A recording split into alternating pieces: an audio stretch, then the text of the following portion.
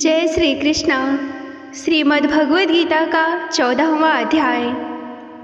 श्री कृष्ण भगवान ने अर्जुन से कहा, हे अर्जुन, मैंने तेरे लिए परम ज्ञान जो सब ज्ञानों से उत्तम है कहता हूँ। जिस ज्ञान को जानकर मेरे भक्त मुनीश्वर परम सिद्ध मेरे परमानंद अविनाशी पद में जा प्राप्त होते हैं। जिन्होंने मेरे ज्ञान का आश्रय लिया है, जिन्होंने मेरा यह ज्ञान सुना है कि श्री कृष्ण जी ऐसे बड़े हैं, ऐसा पहचान कर जिन्होंने मेरा आश्रय लिया है, उनका मेरे साथ ही धर्म होता है।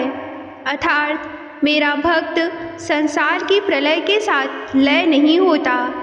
जैसे मैं संसार की उत्पत्ति के साथ उत्पन्न और प्रलय के साथ लय नहीं होता, यही मेरा धर्म है। ऐसा ही तू मेरे भक्तों को जान।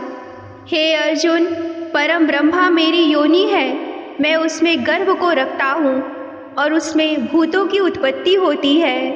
हे कौन्तेय, सब गर्भों में जो विभूतियाँ उत्पन्न होती है, उनका उत्पत्ति स्थान प्रकृति है और बीज देने वाला पिता मैं हूँ। हे महाबाहो, प्रकृति से उत्पन्न सत्व, रज और तम तीनों गुण देह में रहने वाले निर्विकार आत्मा को बांध लेते हैं। हे अनघ, इसमें सत्व निर्मल होने के कारण प्रकाश और निरुपद्रव होते हैं, जो प्राणी को सुख और ज्ञान के साथ बांधती है। हे कौन्तेय, रागात्मक रजोगुण से तृष्णा और आसक्ति उत्पन्न होती है, जो प्राणी को कर्म के साथ बांधती है। तमोगुण की उत्पत्ति अज्ञान से है, यह नम्र आलस्य निद्रा से प्राणी को बांधता है।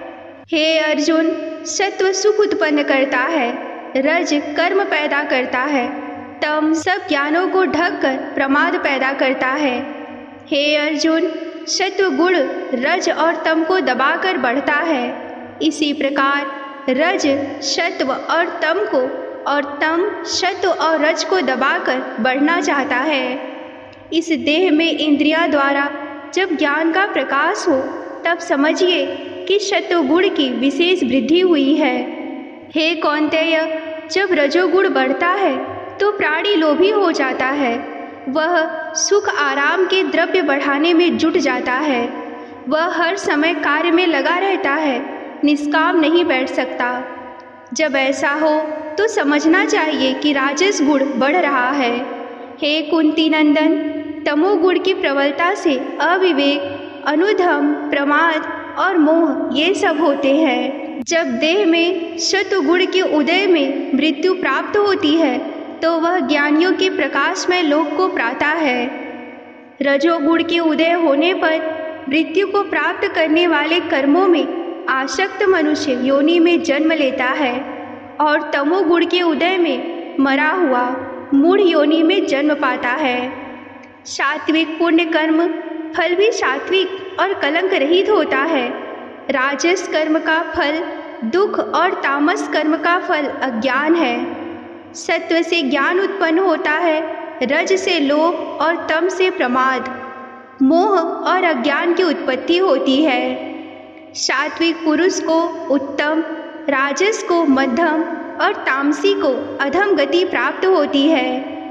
जो दृष्टि गुणों से अलग अर्थात निर्गुण साक्षी मात्र आत्मा को जान लेता है, वह मेरे रूप को प्राप्त होता है। जो देह शरीर में उत्पन्न होने वाले सत्व, रज, तम इन गुणों को जीत लेता है, वह जन्म, मृत्यु, बुढ़ापा और रोग से छूटकर मुक्ति पाता है। हे अर्जुन, मैं इन तीनों गुणों का कौतुक देखने वाला हूँ। इन गुणों से अतीत हूँ। जो मुझे ऐसा जानते हैं, वे मेरे परमानंद अविनाशी पद को प्राप्त होते हैं। जो प्राणी मुझे इस प्रकार जानता है, वह जन्म, मरण, बुढ़ापे के दुखों को काटकर मुक्त होता है। इस ब्रह्मा ज्ञान के अमृत पान करने से संसार में जन्म मरण नहीं पाता।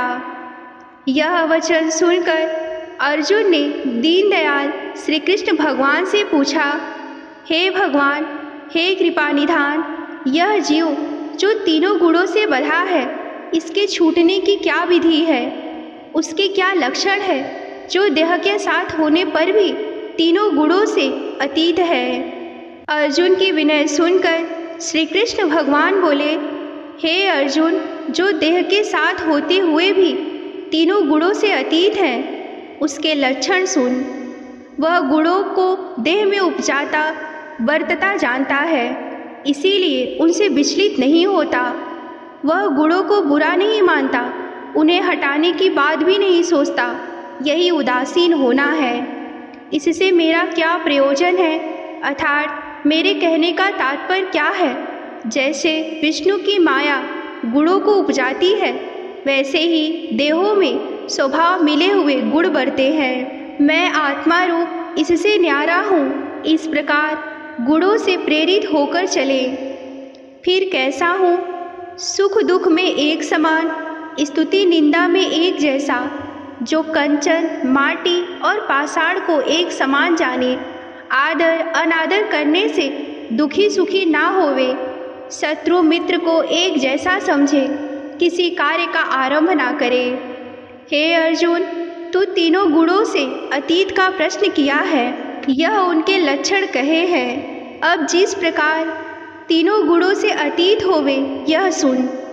हे अर्जुन, मुझे विशंभर प्रभु जानकर केवल मेरे में श्रुति लगावे और सब अवतारों से मन उठाकर शीतल स्वभाव हो, मेरी भक्ति में मन देवे और कहे, हे प्रभु, मैं तुम्हारा दास हूँ, तुम सबके करतार हो, मैं दीन अनाथ हूँ, कृतज्ञ हूँ, तेरे गुण किए को मैं नहीं जानता, तेरे बिना और कोई प्रभु नहीं है, मैं तेरे अधीन हूँ। हर कर्म यत्न में पड़े भ्रमते हैं और तू इस यंत्र का सूत्रधार है। हे देव, मैं तेरी शरण में हूँ, तू सबका आश्रय है। हे अर्जुन, जो इस प्रकार मेरा दास होवे और केवल मेरे साथ प्रीति रखकर मेरी ही शरण आवे, वह इन तीनों गुणों से अतीत होता है और देह के साथ होते हुए भी मुक्ति पाता है और जीवन से मुक्त हो जाता है। यह मार्ग तीनों गुणों से अतीत होने का है। अब मैं कैसा हूँ, उस आत्मा का प्रताप सुन। इतनी बातों का नाम ब्रह्मा है और मुक्ति का धाम भी ब्रह्मा है। मुक्ति धाम वैकुंठ का नाम भी ब्रह्मा है। इन सबों ब्रह्मों का मैं ही ठाकुर हूँ। इन सब की शोभा मैं हूँ। मैं कैसा ब्रह्मा हूँ, अविनाशी हूँ, ना मरता हूँ ना जन्मता हूँ, पुरातन, सबसे पहले धर्म, इन तीनों लोकों में बसने वाला और इनसे अतीत भी मैं ही हूँ। गुणग्राही, सुख का समुद्र, परमानंद भगवान सबसे प्यारा हूँ। यहीं पर 14वां अध्याय समाप्त होता है और मैं आप सभी से 14वें अध्याय का महात्म्य साझा करती हूँ। श्री नारायण जी बोले, हे लक्ष्मी, अब 14वें अध्याय का महात्म्य सुन। संगल द्वीप का राजा एक दिन अन्य राजाओं को आमंत्रित कर शिकार खेलने को चला। सभी राजाओं के पास अपने अपने शिकारी कुत्ते थे। उनमें शर्त बंधी कि जिसका कुत्ता शिकार करे वह शिकार उसी का हो। सब राजाओं ने अपने अपने कुत्ते छोड़े। तब एक झाड़ी में से एक खरगोश निकला, जिसके पीछे सभी शिकारी कुत्ते दौड़े। संगल द्वीप के राजा के कुत्ते ने उस खरगोश को पकड़ लिया, मगर किसी कारण से वह छूट गया और पुनः भागा। कुत्ते के दांत उसके शरीर पर लग चुके थे, इसीलिए शरीर से खून बह रहा था। भागते भागते वन में वे उस स्थान पर पहुँचे जहाँ एक कच्चा तालाब पानी से भरा था। वहाँ एक साधु रहता था। खरगोश उस तालाब में जा गिरा और पीछे वह कुत्ता भी जा गिरा।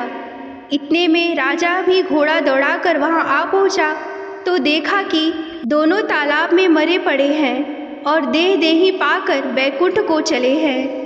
राजा को देखकर उन्होंने कहा, हे राजन, तू धन्य है, तेरे प्रताप से हमने देवदेही पाई है। राजा ने पूछा, यह कैसे? तब उन दोनों ने कहा कि हम नहीं जानते, इस जल से छूने से हमें देवदेही मिली है। राजा ने कहा, मेरे धन्य भाग, जो तुम्हारा उद्धार हुआ है। वह दोनों बैकुंठ को चले गए। राजा ने वहाँ बैठे संत को नमस्कार करके पूछा, हे संत जी, वार्ता कहो, कि यह कौतुक आश्चर्य क्या देखा। खरगोश और श्वान दोनों इस जल के स्पर्श करने से उद्धार को प्राप्त हो गए। यह जल कैसा है? उस संत ने कहा, हे राजन, मेरा गुरु यहाँ रहता था, नित्य स्नान कर गीता के 14वें पाठ का पाठ करता था। मैं भी यहाँ स्नान करके गीता का पाठ करता हूँ। राजा ने कहा, धन्य है जो आपके प्रताप से ऐसी योनियों का उद्धार हुआ है। मेरे धन्य भाग है जो आपका दर्शन हुआ। और उस दिन से अपनी नगरी को जाकर राजा भी नित्य प्रति श्री गीता जी के 14वें अध्याय का पाठ करने लगा और अंत में उसे मोक्ष की प्राप्ति हुई। यहीं पर श्रीमद् भागवत गीता के 14वें अध्याय का महात्म्य सहित समापन होता है। आप सभी को इस अध्याय से क्या सीख मिली हमें कमेंट करके ज़रूर बताएं। नमस्कार। हर हर महादेव।